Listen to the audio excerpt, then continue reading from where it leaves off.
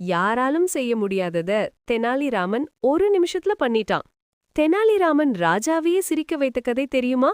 ஒரு நாள் ராஜா தெனாலிராமனை அழைத்து, நாட்ல யாரு பெரிய புத்திசாலி என்று கேட்டார்.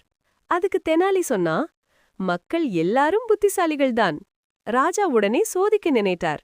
ஒரு காலி குடத்தை கொடுத்து, இதுல காற்றை நிரப்பிக் கொண்டு வா என்றார். அனைவரும் முயற்சி பண்ணுனாங்க. ஆனா யாராலும் முடியவில்லை. அப்புறம் தெனாலி என்ன பண்ணான் தெரியுமா?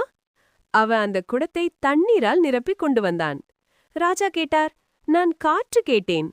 தெனாலி சிரிச்சு சொன்னா, மகாராஜா, இந்த குடம் காலியாக இருந்தப்போ காற்று இருந்தது.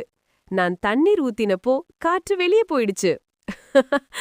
ராஜா சிரிச்சு, நீயேதான் நாட்டுல பெரிய புத்திசாலி என்றார்.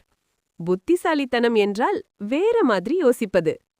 இன்னும் இப்படிப்பட்ட கதைகளுக்கு ஃபாலோ பண்ணுங்க. இந்த ஸ்டோரி பிடிச்சிருந்தா லைக், ஷேர், சப்ஸ்கிரைப் பண்ணுங்க.